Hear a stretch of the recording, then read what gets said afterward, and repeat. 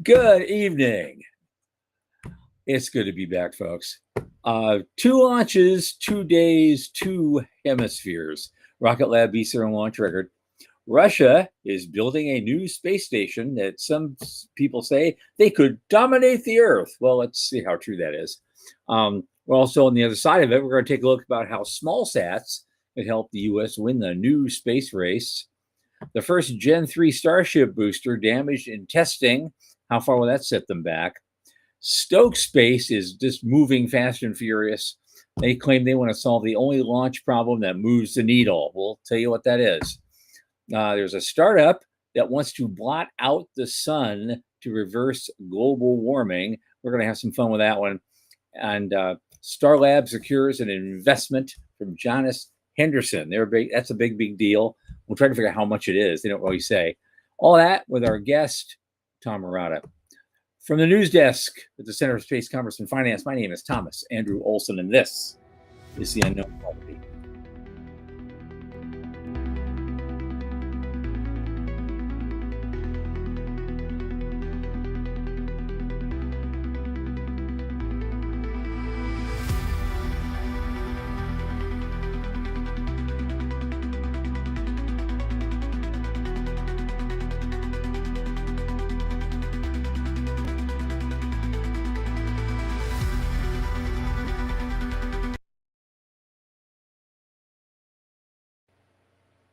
As you know, this program is hosted by the Center for Space Commerce and Finance. And what do? We, of course, as we always do, champion and strengthen emerging space startups, space-adjacent enterprises worldwide through advisory, access, and advocacy, most of all. Our pitch events and world-class boot camps fortify startups to be better investor-ready.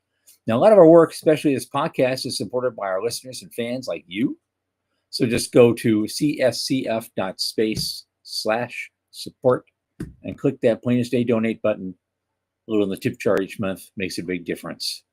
And now joining me is my almost longest space friend, Michael Lane, who just finished polishing his treasure vase. He's here with us. Come on in.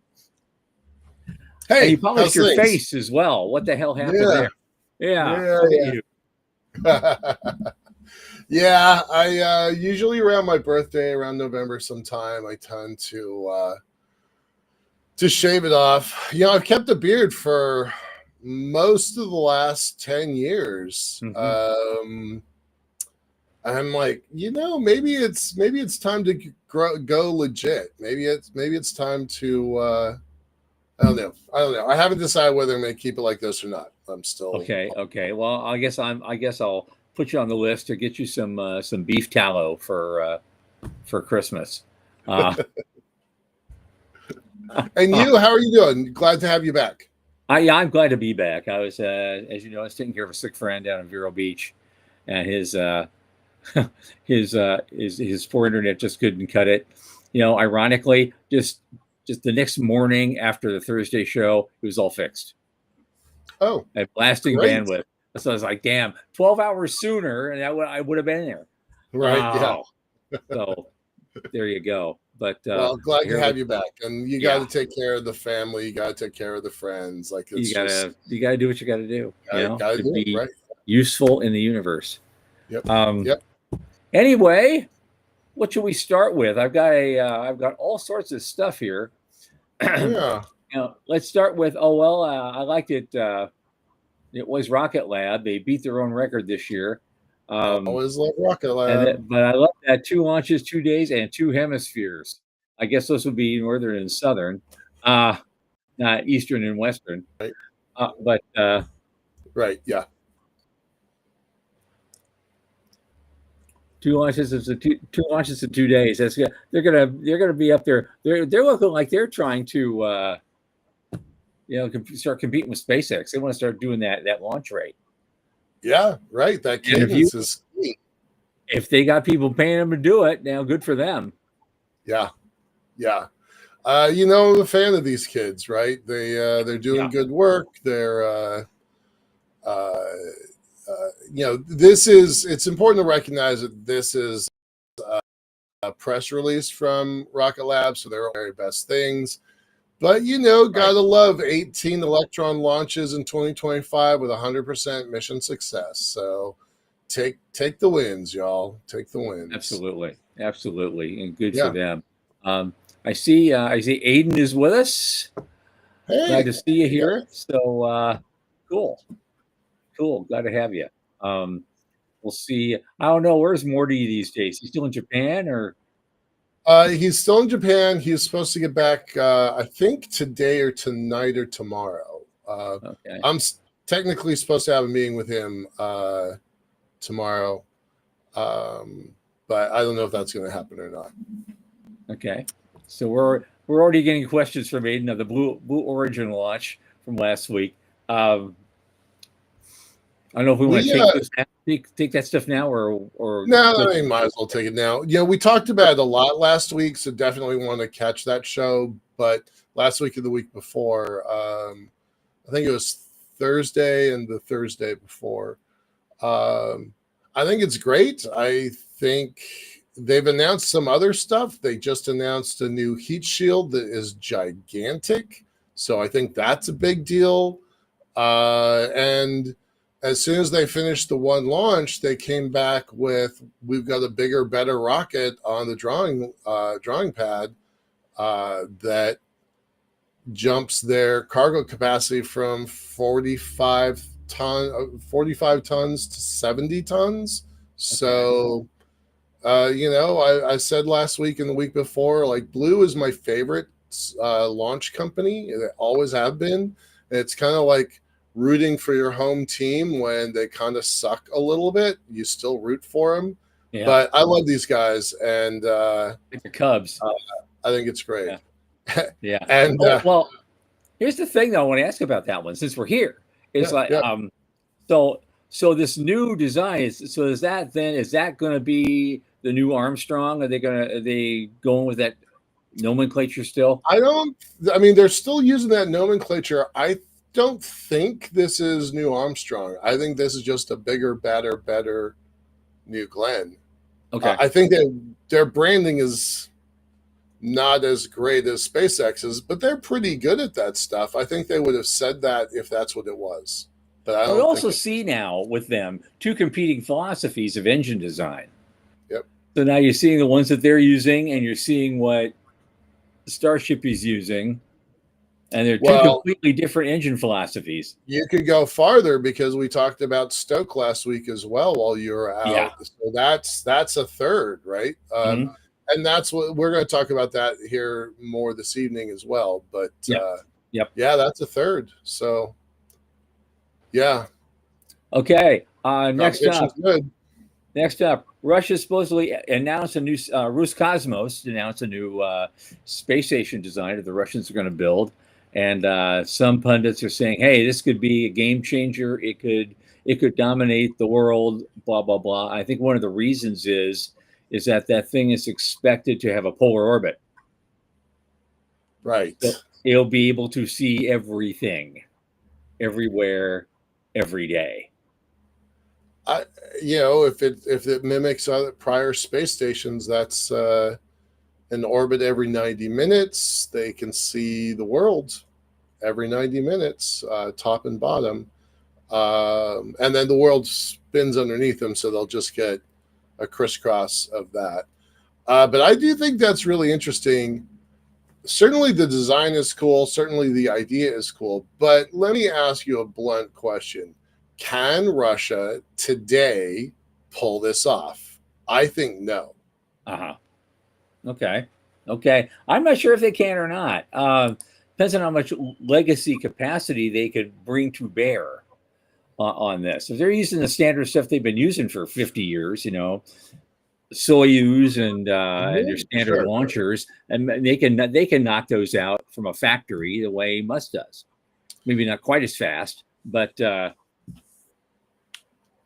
it But depends on the size of the modules and what you're putting together, because we don't really know much given this announcement. It almost looks like a press release. yeah, right. It's they made their own announcements 3 or 4, 5 years ago about their own lunar missions. And then they, in my opinion, caved and sucked into the Chinese program, the ILRS, Yep. International Lunar Research Station. Hasn't been a lot of talk about ILRS. They've completely abandoned their own lunar mission. So that's 2 out of 3 missions that they're like, this is what we're going to do, and then they haven't done anything. So I really am a little skeptical, and I think their invasion of Ukraine has backfired at such a level that if they're not careful, they're going to be a vassal state of China. So I don't think they have the capacity, not from what I read in the news. So I'd be really surprised. For what I've been reading about the economic stuff going on in China right now, China may end up being a vassal state of themselves. Because a lot of they're putting on new regulatory stuff, and they're making lots of demands off their industry, and trying to maintain that trade balance with us the way they've been doing. We're pushing back on that, and now it turns out a whole bunch of companies that don't want to talk about it are actually moving out of China. They're moving to Vietnam. They're moving to other places, and they're getting around tariff rules. They're getting around all sorts of regulations. Yeah. And there's a lot more probably doing that than are willing to admit. And that's going to create some shakeups on the home front in the mainland that they're not going to talk about with us anytime soon. No. So back to Russia. I don't know that I feel like I would love it. I think the world needs more space stations. I do. I think the world needs more space stations. So I would welcome them back to the kind of the global partnership of space development, but I remain skeptical. Yeah, I do. Well, if they could ever get that war behind them and get that done, I don't know who's going to come up with the solution, but sooner or later a solution must be found. Right. Even if we don't like it, whatever it is, it's got to happen because it's nuts. I 100% support the Ukrainians on this one. So hopefully they figure that out and drag those punks back. All right. I did not read this article about how small sats can help the U.S. win the space race. Well, there's a big caveat in that article. Okay. I was just looking at it a little bit ago, and it really profiles a private company who's like working with a bunch of satellite companies, and the small sats in many ways do have some advantages over the larger ones, and they're so cheap to launch. The problem is they're so close to the ground, the drag hits them easily, and you lose them a little more quickly than you'd like. They're coming up with a new fuel solution so they can keep themselves boosted out of the atmospheric drag longer. That's really what the article's about. Okay. And they came up with something. They've tested it in the lab, and they're company called Petro, and it's also being launched. It's being paid for, at least in part, by DARPA. Cool. I don't know how that helps us win the space race, but that's certainly great tech for small sats. Which space race are we talking about is really the issue, and that's not really clear from what I'm reading. We just closed it off, but the article we just had was basically the pundit was saying that America is losing the space race. We don't even know we're in. So in that case, they were talking about space stations, space race. Yeah. But I guess what they're doing is they've got there's some fundamental knowledge about propellant that we don't have. Okay. And some of these novel chemicals behave well in an electric rocket, and they're playing with that kind of stuff. And so that's they're trying to figure out a core problem that in total holds all the tech back. And so I guess they had a drop in funding for a while, and now they're trying to get that back. but they got to invest in these new solutions, and that's what they're saying. We fall behind if we don't get more high-end stuff like this. All right. Well, fingers crossed on a new technological solution. This is what she said. I think it's important to acknowledge the impact that fundamental research has, because that can get lost when we're trying to really frantically come up with new technology solutions. Yep. If you don't answer the fundamental questions, you're never going to understand the core problem that's holding your technology back. So it's a good quote. I like that. It's good. Yeah. They're quoting us. We've been saying that stuff for years. We have been. It's nice when smart people mimic us. So let's get to Stoke, because Stoke, I mean, they just got a whole crap ton of funding that's not that long ago. Yeah. And now they're going to spend it all. They're all in now because in their view, nothing else matters but full and rapid rocket reuse. Yep. And so in their world, that's the only thing that moves the needle in this industry. And they're all in. Yep. I love these guys. I love them. They're in my backyard. They're good people. They're not orbital yet, right? They've gotten a lot of money and a lot of, let's say, credit from the industry. They're the right team. Mm-hmm. But at what point do they actually go to the sky and more than hop tests? Like, I love hop tests. I'm glad to see it. Glad to see Honda a couple months ago do it. Glad to see these guys do it. But how much until they're flying? Yeah. And how much time do they have? Right. Well, this is what he said. It was he was asked about that. Andy Lapsa and Tom Feldman were, they just founded this company 5 years ago. And he said, that was a huge question in my head. Does the world really need a 151st rocket company? And in order for me to say yes to that question, I had to very systematically go through all the other players, think about the economics of launch, about the business plan, the evolution over time. And so it's very non-intuitive for him to get to start another launch company. And they spent most of a long time, especially in 2020, they worked on a basic design that they now call Nova. They zeroed in on Canaveral, where the majority of launch companies and customers are, as well as the talent to assemble and launch rockets. They learned in 2021 that the Space Force was going to lease an old pad, Complex 14, to a commercial company. And so they were trying to get a hold of that too. And they actually won. The competition opened in 2021, and a year later, they won the lease to launch Space Launch Complex 14. So that's where we're going to be working. It's still a long ways to go. And they talk about the tech of launch too in this thing. So if you skip a little bit, so if the pad is finally coming into shape, hey, how's that rocket doing? Right. Well, they have a test site at Moses Lake in Central Washington, and they shipped a full-scale version of its second stage, and they did qualification testing, and so, which means putting cryogenic fuels in there multiple times, pressurized, put through their paces, and that went well.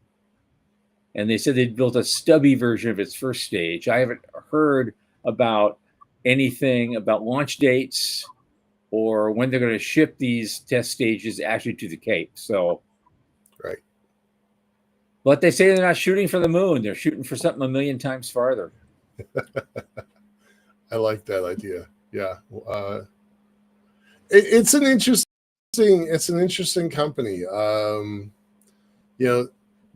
This is the only space company that I know that has 500 million in the checking account that has not gone to space. Right.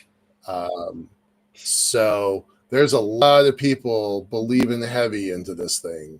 The pressure's on now, right? Yeah, right. I mean, credit where it's due when they have a launch pad, great.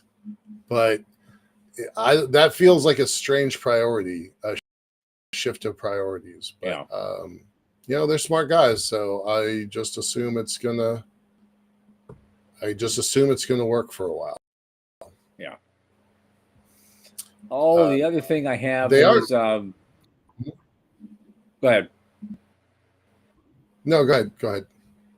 Oh, well, no, I was going to say the next thing up is the first next generation Starship booster was actually damaged in testing.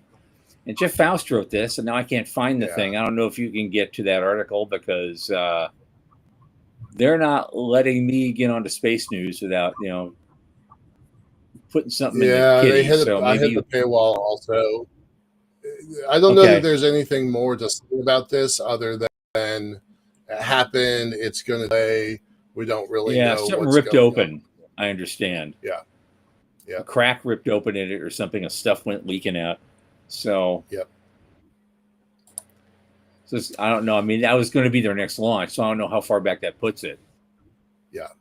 Nope. I don't think anybody knows right now.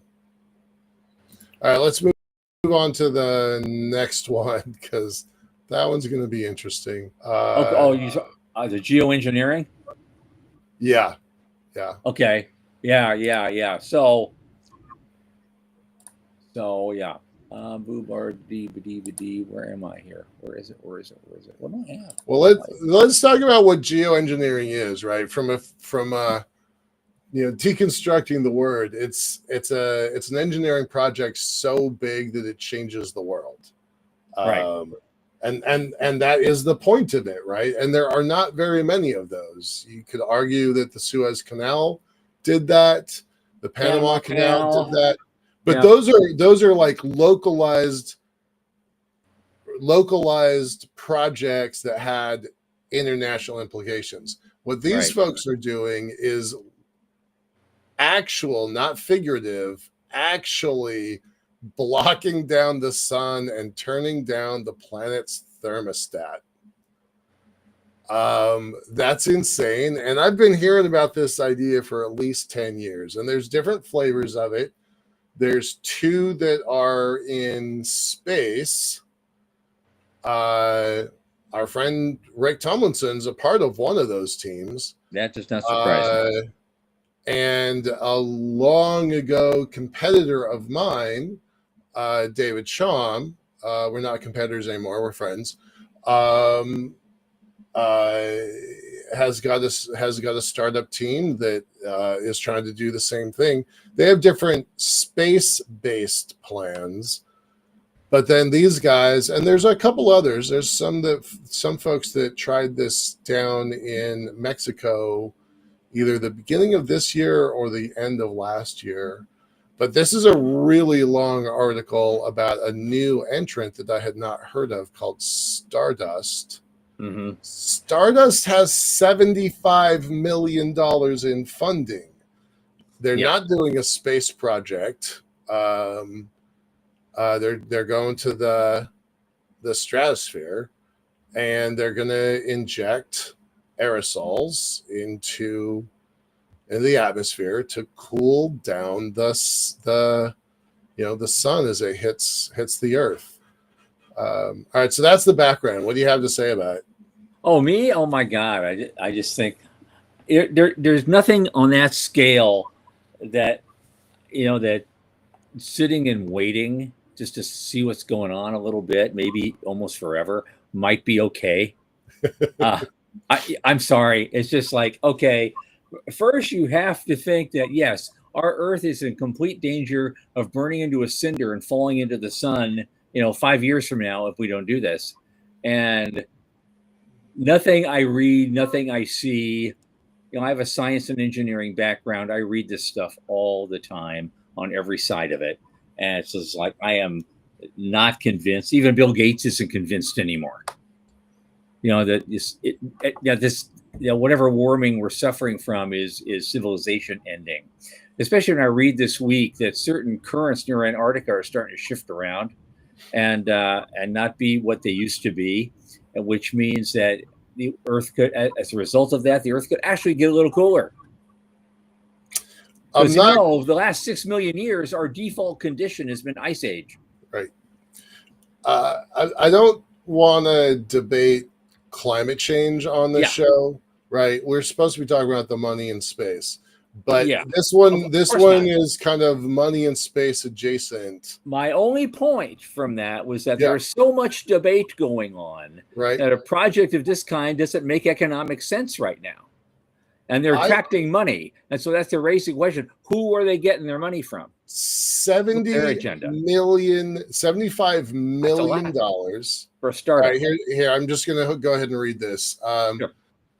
Stardust, the company, Stardust has been moving full speed ahead. In October, the company announced a fundraising milestone. It had secured $60 million from funds linked to, among others, Silicon Valley luminaries and an Italian industrial dynasty, bringing the total amount raised by the 2-year-old startup to $75 million.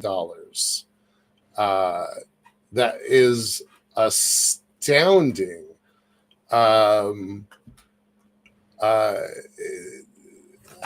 can't imagine what the pitch deck of this looks like. How do they make money? It's like extort the world for revenue. I just somehow they convinced Silicon Valley, amongst others.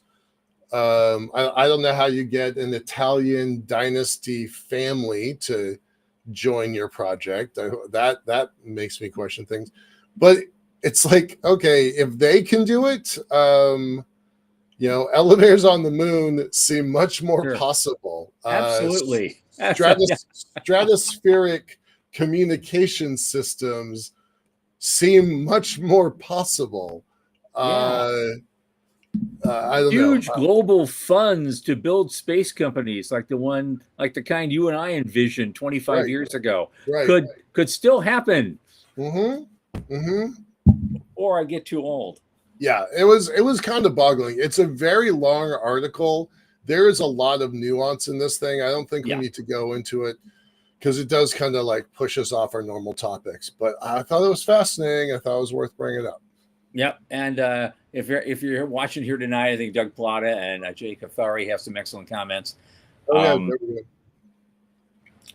Anyway, do you want to shall we just move on? Yeah, let's move on. We have a guest, and he's waiting. Yeah. Okay, we're going to have an update tonight. It's an interesting thing. It's back on our topic of what do we do about launch capacity and where do we put it and how do we get it off the ground. And as we've said many, many times on this program, there's way more demand for launch facility capacity than we have available supply right now. And our guest tonight, he's back with us a second time. He's one of the few out there that's actually doing something about it.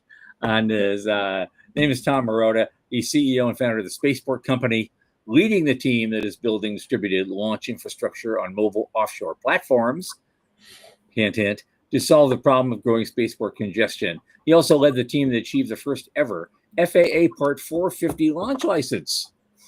And he's also an award-winning co-author of The High Frontier and Easier Way. And he's a co-founder, I didn't know this, of the Beyond Earth Institute. Tom Marotta, welcome back, man. Thanks for having me. Great to be back. Yeah, hey. Great. So, Michael, you cut your beard off just as I'm growing a mustache. So we're like ships passing in the night here. At least Olsen still has his beard. Looking good, man. Yeah.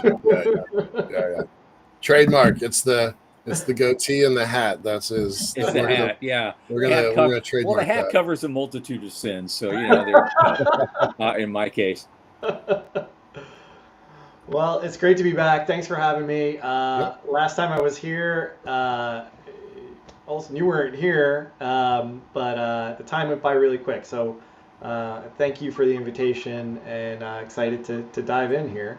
Okay, absolutely. So let's get down to it. I mean, you're building something. You're basically building launch platforms out at sea. Yeah. So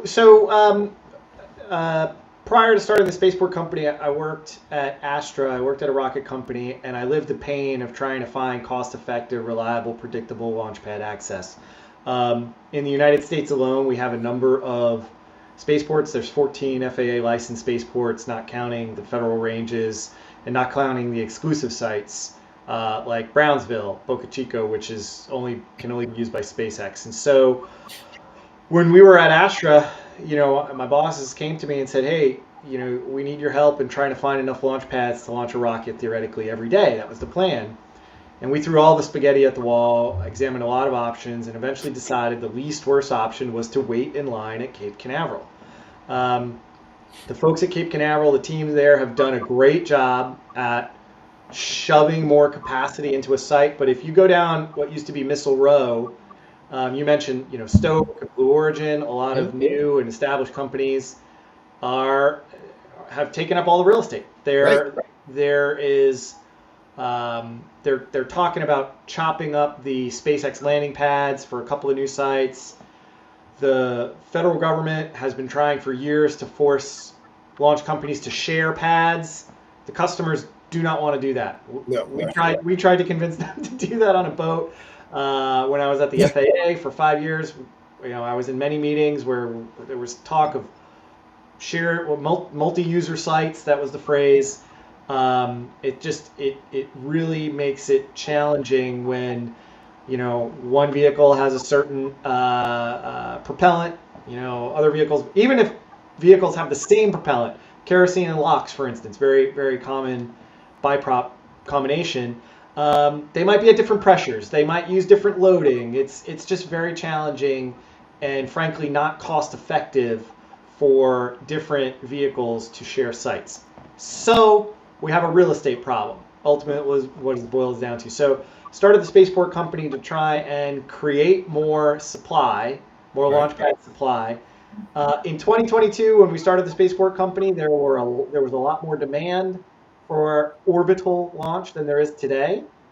SpaceX has really consolidated a lot of the industry, and we've seen Virgin exit the industry. Other companies have kind of are going through a transition, like Astra and ABL and others.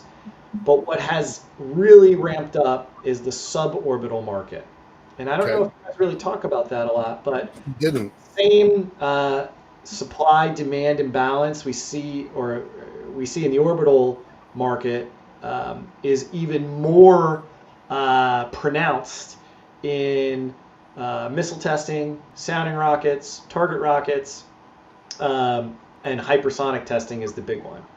There's a lot of enthusiasm around hypersonic testing, and this is all suborbital. I mean, they go high, they go far, but they don't reach orbit. And finding a place to mature low TRL or medium TRL hypersonic systems has proven to be really challenging. And so we have found a niche in serving those suborbital things. If you'd have told me 4 years ago when we started the company, I'd have orbital business, I'd say, oh, that's stupid. Here we are. But go back to the article a moment ago with Stoke, right? When he started in 2020, there were 150 space launch companies, right? Our friend Michael Mealing at Space Fund, and separately Megan Crawford at Megan's at Space Fund and Michael Mealing's at Starbridge. They've been tracking 150 companies. So when you started, that was a real expectation that you'd have this whole industry. So, but I agree with Stokes. I agree with Lapsa's thesis, and I disagree with Megan and Michael. I think there are niches for orbital launch companies to find, and the proof is in the pudding. Rocket Lab has successful found niches, and Peter Beck, I wouldn't bet against him.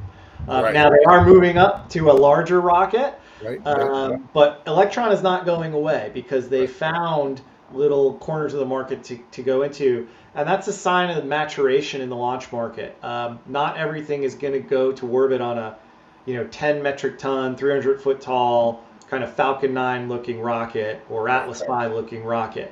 There's going to be times where you need to hit weird inclinations that you can't hit from Cape Canaveral, or there's going to be times where it's cost effective and profitable to pay the premium for a small launcher. I mean, Firefly is also making a go of it. I don't think Firefly is as far along as Rocket Lab, but they're getting there. And so we're clearly seeing sort of a diversification in the launch market, similar to what we see in aviation or other forms of transportation. Amazon doesn't deliver packages to your house on a tractor trailer typically. They use a type of vehicle that makes sense for that trip. Not quite to that level of diversification in the launch industry, but we're starting to see it, and Rocket Lab is the proof of that. You think it's going to be small launches, suborbital? Have you started to see any of the Golden Dome money flowing your direction? It hasn't started flowing yet, right? It hasn't started flowing, but the Missile Defense Agency has started awarding small Golden Dome related contracts. There's a contractual vehicle. The acronym is SHIELD. I forget what it is, and it's an indefinite quantity, indefinite amount sort of contract. So very small amounts of money. I think they're starting to lay the contractual groundwork for Golden Dome. But the big dollars have not yet started to be spent. We don't even know the plan yet, right? The president told the Golden Dome czar, I think it's General Gutlein, you have to correct me on that, but some Air Force general, Space Force general, they said, all right, you have 120 days to put a plan together. And I think the Senate, Congress received that plan. It was a confidential briefing. And so, industry expects to hear something here shortly. But nevertheless, they are laying the contractual groundwork. So once requirements are released, industry can start, chopping away at that. And Spaceport Company did receive one of those initial small contract awards. Okay. So, sorry, who did? The Spaceport Company. You guys got one of the small contracts. Okay. That's right. That's right. Along with probably hundreds of other companies, so I don't want to blow it out of proportion. And I think it's like a $500 contract. It's a small contract, but it's the way the contracting works is you just need the contracting vehicle, and then they can add more money to it once they know, what the plan is. They'll issue task orders, and you can respond to the task orders. Okay. So it's sort of like preloading the contractual stuff as they get the plan ready. 99% of the time, we found that working with the Department of Defense, it's the paperwork that actually slows things down. I mean, the technology is hard. I don't want to, take anything away from the technologists. The technology is really hard, but the paperwork often takes just as much time, and so the government has learned their lesson, and they're trying to front load the paperwork to then give people to focus on the technology when the time is right. Yeah, which is smart. Yeah. It's good. Okay, I just have something I want to know. Sure. It's not clear from what other stuff I've been reading. So, to get where you are now, to do the things you can do right now, with suborbital stuff, are you building a barge or an offshore platform? We own a ship. We bought a ship from the Navy. Okay.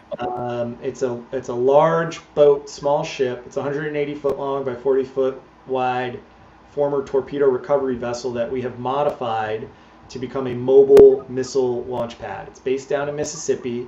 We've done 5 launches to date. We have 3 more now on the books as of last week. We can launch up to a Standard Missile 3, so a 3,000 pound solid off the back. Typically what we do is a lot smaller than that.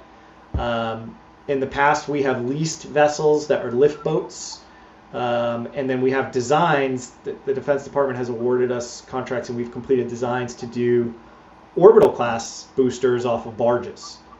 Okay. So the answer is yes.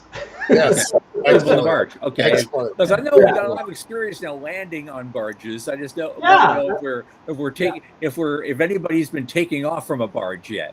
So the Chinese have been doing it for in the past 5 years. I've counted at least 19 orbital launches from barges in the ocean. So we're probably about 5 years behind the Chinese at this point. I didn't know any of that. Demonstrated at least 4 ships capable of doing very large boosters to orbit from the water, and they're about to complete a ship, a custom-made ship that has a 10,000-mile range. They'll be able to go anywhere on the high seas and do unmanned satellite launches from anywhere. Okay. So yeah, we're way behind the Chinese in this regard. Okay. Wow. Now, as far as your own plans go down the road, when you expect to develop an orbital capacity, are you gonna stick with that model, or are you actually going to build a big platform offshore? We're going to Like do what the customer wants us to do. The only reason we haven't built an orbital launch capability right now is because nobody has bought it from us yet. We spent the first 2 years of the company pitching it, going around, talking to it. Every single orbital launch provider out there has either said publicly, yes, we want to launch rockets at sea, like in the case of SpaceX, or they have privately told us, yes, we want to launch rockets at sea because we know we can't scale our operations with the current launch pads, including AJ Wallops. He had a question in the chat, why not use Wallops? We can get to that in a second. The short answer is Wallops is full. Wallops is a very tight that was my spot. It's on a thought. barrier island, and Yep. between Neutron, Electron, and MLV, which is the Firefly rocket, I think they call it Eclipse, and a bunch of sounding rocket pads, and eventually Neutron's landing pad. Right. Yeah. They're full. The inn is There's nowhere full. to go. Wallops is a great facility, but in order to expand that facility, they'd have to fill in a bunch of wetlands or expand up to the north. It's a very challenging environment to expand. So that's Wallops. Yeah, in terms of what architecture we would use to go orbital, we were asked by the Department of Defense asked us the same question, and we proposed an architecture based around initially barges. We love fixed leg platforms and mobile, jack up platforms like boats with big legs that extend down to the seabed and raise the whole thing out. We've launched from those before. They have pros and cons. We frankly like the Chinese model. We verified it ourselves. We did the designs. We did all the analyses. It's very cheap. Barges are ubiquitous. They're proven. They're stable. They're easy to fix. Right? They're an architecture. There are others proposing other more unproven, kind of elaborate, and architectures that frankly look cool on PowerPoint. But operating out at sea is extremely punishing. We've learned a lot of lessons actually going out and launching at sea. It's a very harsh environment, and you just want fewer things that can go wrong. So I'm all about the KISS principle. Right. And so we've built our architectures for orbital class on initially barges, and then eventually scaling up to freighters, like 900-foot long freighters. And then for really big stuff, you'd have customized fixed platforms. So like Starship, you'd have to have a fixed platform out at sea for something like that. It's just too big. Well, then let's go back to something I talked about earlier, because I asked you about, will you build a big platform offshore or not for orbital, and the answer I got from you was kind of like, well, no one's offered to pay us to do that yet. Yeah. Okay, so given that the whole reason you're in business is to provide additional launch capacity that can't be had by anyone else, that's right. I would be amazed that the world isn't beating a path to your door right now. Yeah, what am I missing? Like I said, we've had conversations with everybody who's starting an orbital launch company, almost everybody. That's not everybody, but all of the operational orbital companies have either reached out to us or made public pronouncements about they want to go out to sea. When we tell them how much it will actually cost, they're like, maybe we won't scale. It's a real problem. It's a real problem. They're wasting time and wasting money looking to go overseas or looking to, and so especially in the case of American companies, they'll spend a lot of time looking to go to places like, there are other launch pads around the world, this was part of my job at Astra, I can tell you the cheapest, easiest way is to put it on a barge and go out to sea, even though it's very expensive, right? The export control rules, the logistics, just the customs of getting your people and your stuff out of the United States is very, very, very challenging. There is a reason Rocket Lab onshored and became an American company. Right. They wanted to get those DoD contracts. Right. But DoD said, you got to find an American launch pad, right? Yep. And there have been instances of experimental NRO birds flying out of New Zealand. That's great. I think we should do more of that. They are a Five Eyes country, but going to someplace like Northern Europe or Brazil or India is going to be very, very problematic from an export control standpoint. And so a lot of these launch companies, like for example, Stoke is a great example. Stoke raised $500 million, and they put a lot of it into spaceport. They did, right? That pad down in Florida, what is it, LC-13? I forget what, LC-14? It's Complex 14. Yeah. And they won the bid. Yeah. I don't know how much they spent, but it's really good that they decided to spend that money in the United States and not sink it into an unproven launch site. Right. I mean, and that's what it boils down to, Tom. At the end of the day, especially a new launch company that hasn't launched a rocket yet, it's very hard for them to justify to their investors taking a risk on a site that's not Vandenberg or Cape Canaveral. And in fact, we tell our customers, go launch it on land first before you go out to sea. It's a very, very tough environment to operate. The only time we've done unproven launch vehicles is when they're basically amateur rockets, like tiny one-stage solids, where it's kind of screwed up. Since the nature of the problem you're trying to solve is we don't have enough capacity for all the demand, what is the demand right now that you've seen? What's the average wait time? What's the backlog? How long do you have to wait to get a pad in this country right now? Okay, so to build a pad at Cape Canaveral, the wait is theoretically infinite. Okay, that's a punt of a question. There are no pads available to develop that are new, right? There you see this in. And that was my question. How long? Yeah. We have pads.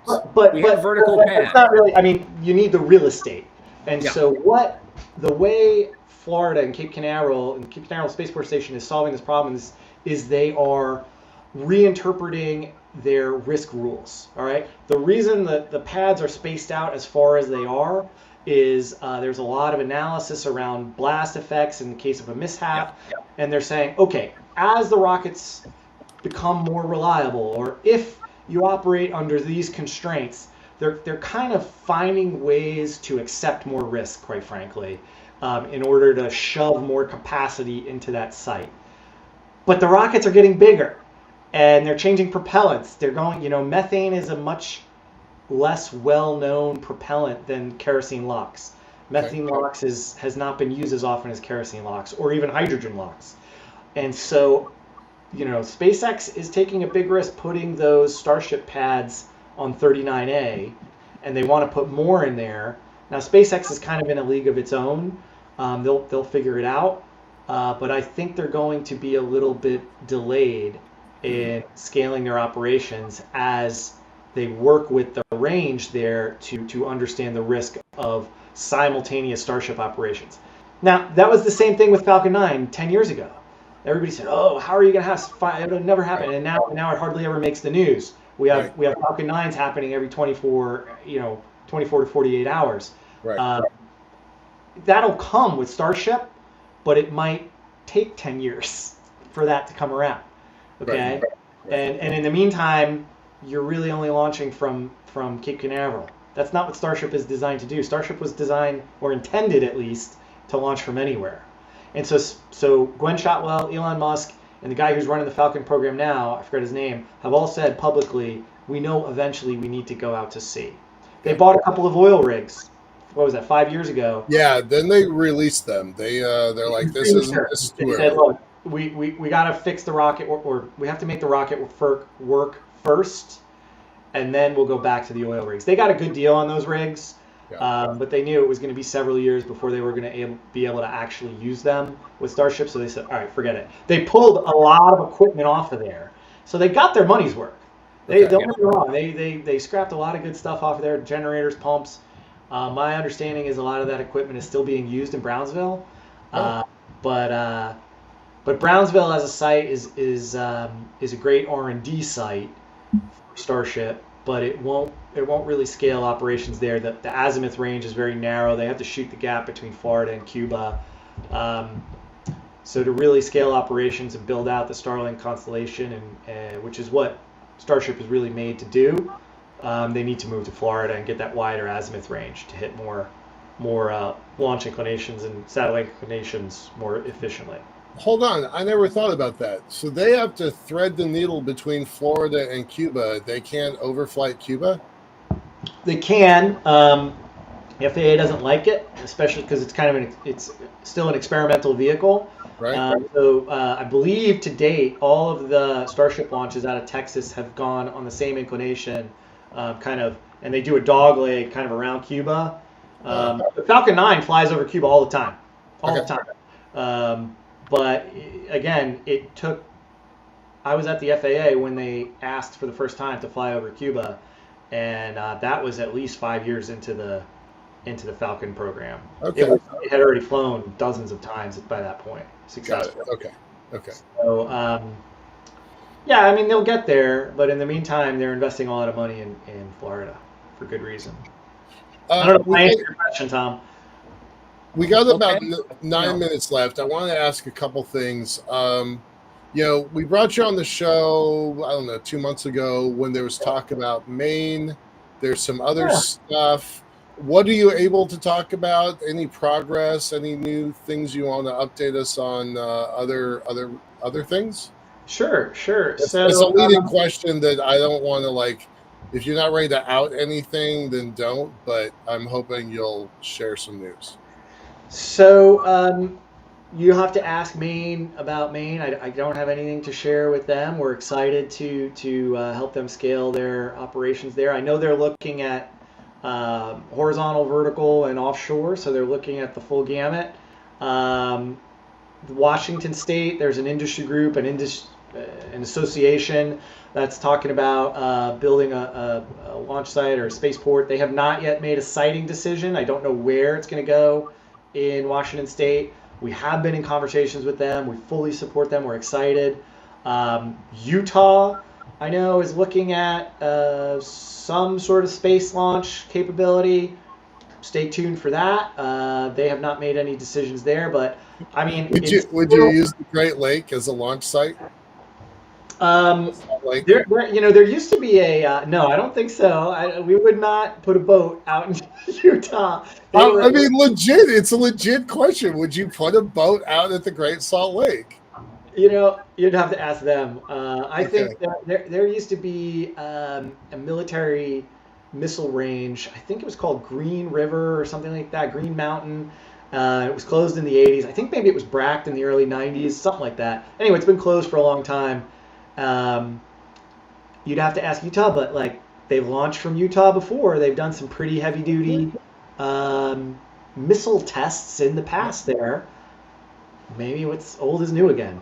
So there's still a lot of enthusiasm around spaceports. A lot of people don't understand what it takes to actually operationalize a spaceport. It's relatively easy to go get a spaceport license, but then to get the launch vehicle license to actually launch from your spaceport is a next step that's pretty tricky. That said, there are several spaceports in the U.S. that have never had a launch, will never had a launch, but they're great economic development drivers. City of Houston Spaceport, Ellington Field, they'll never have a launch there. They employ thousands of people. Intuitive Machines is there. Axiom Space is there. A couple of other big companies are there. Makes a ton of money for the city. Very successful. Spaceport. Actually, I don't even have to use air quotes. It is an FAA spaceport. Launch. So there's other ways to make money in space, in the spaceport industry, beyond launch. So I know you've said to me and publicly several times, you're not the ocean spaceport business. You are the spaceport company. So Right. Would you build a on the ground spaceport We would in love to. Utah, Absolutely. Maine, or Yeah. Washington? Yeah. But I'm in the business of actually launching rockets, right? Like, Right. so if somebody came to me and said, hey, I want to do essentially a spaceport that's just a business park, kind of like Houston, I'd say, cheer you on, love it, all about making money, but that's not really what I'm interested in. I want to actually launch rockets. Right. Okay. And the problem with building more operational orbital spaceports on land is essentially there's a lot of risk aversion. I mean, the rockets are bombs that we light on fire and shoot through the air. They still blow up a lot, even though the reliability has increased. And they're really loud. Rockets are really, really, really loud. They're never not going to be loud. Right. Like Starship is a very, very loud vehicle. It's going to be tough to launch that thing on a cloudy day with blast overpressure. Yeah, and you don't want that thing too close to I-80. Going through there to Yeah. scare the hell out of all the You don't want it too tourists. close to anything. You don't want it close to anything. And Yeah. so until people are willing to adopt more risk and tolerate like super loud things, maybe breaking their windows on a regular basis, it's going to be hard to scale up rocket activity. That's why it's likely to move, offshore. It doesn't have to be 1,000 miles offshore, 30, 40 miles offshore. That's plenty. So Yeah. I will share some news that we haven't shared anywhere else. This is breaking news, so this is exclusive to this podcast. You heard it here first, folks. You heard it here first. Spaceport Company has been awarded a contract last week with a major defense prime. I can't tell you who yet, but you've all heard of the company. It is an enormous company to conduct operations offshore, testing operations. So we're really excited about this. Yeah, it's a big opportunity for us. So stay tuned. We'll come back in a couple months after the operation has been complete. It will happen very, very soon in the very near future. And so hopefully we'll be able to share some pictures and video and tell you the name. Wow. Congrats. That's exciting. Great. It's a big deal, and it's not huge dollars, but it's a major vote of confidence, right? Yeah. The Spaceport Company was the only organization that had the physical assets, the ship, the regulatory fluency, the ability to go get the approvals they needed to go do things, and the operational flexibility, the ability to, I was called on Tuesday, we signed the contract by Friday. Wow. Oh my God. Super fast. And nobody else could do that. So we offer a capability that's in a weird little niche, but it's clearly something that's needed. And so we're really, really excited. And like I said, I'll come back in a couple months to be able to tell you some more. Okay. Terrific. Congratulations to you and your team. Thanks. Well, of course, it went so fast because, this is two private sector companies trying to do a deal. Right. This is not a Space Act agreement, so yeah. That's right. Yeah, and I mean, the Defense Department or Department of War, like, they're trying to get better. They are getting better.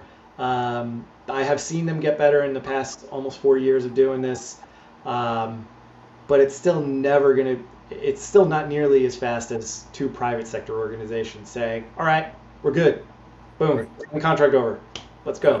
Let's do it. Yeah. Good. Good. So. All right. Well, definitely tell us more. When should we schedule you for the next show? After the New Year. Yeah. After the New Year. Yeah. Okay. We'll do that. Right on. Okay, we'll do that. That sounds like a lot of fun. And on that, Tom Marotta, CEO of the Spaceport Company, it's always fun talking to you, and you had a lot of good things to say, and thank you for being here. And we're certainly going to have you back again. This has been great. Love that. Thanks so much. Stick around. Oh yeah, that was a good night back. I'm glad. I liked how he snuck in the news at he knew this minute the show was like, oh, we're ending. Let me just drop this little nugget in, and we'll perfect cliffhanger for the next show. Yeah. Yeah, we can't wait now. Everybody's going to be with bated breath waiting for the next announcement. But that's okay. We have a lot of things going on to fill that time between now and then. Now, obviously, Thursday's Thanksgiving Day. You should all be with your families. And don't listen to us. We'll probably have a rerun. It'll probably or not.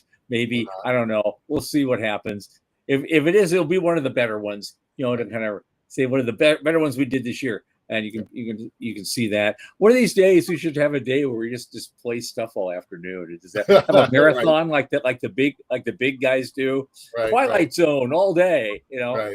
Right. But anyway, a week from today, Monday, December 1st, same bat time, same bat channel, 8 p.m. Eastern. Our guest will be none other than the NASA and COTS legend, Dennis Stone. This Cool. is going to be absolutely amazing Right. because this is the guy who ran COTS back in the day. We're going to talk about how the future was actually initially built and what it took to do it, because he was right in the middle of it. He knows it all. He knows where the bodies are buried. Yeah. It's going to be absolutely amazing. And of course, from that, we're going to be able to talk about all the lessons learned from that for space development today. That's going to be absolutely outstanding. And I just can't wait to do that show. 1 week from tonight, right here from the center, the news desk at the Center for Space Commerce and Finance for Michael Lane and Sean Key. My name is Thomas Andrew Olson. Keep watching the skies.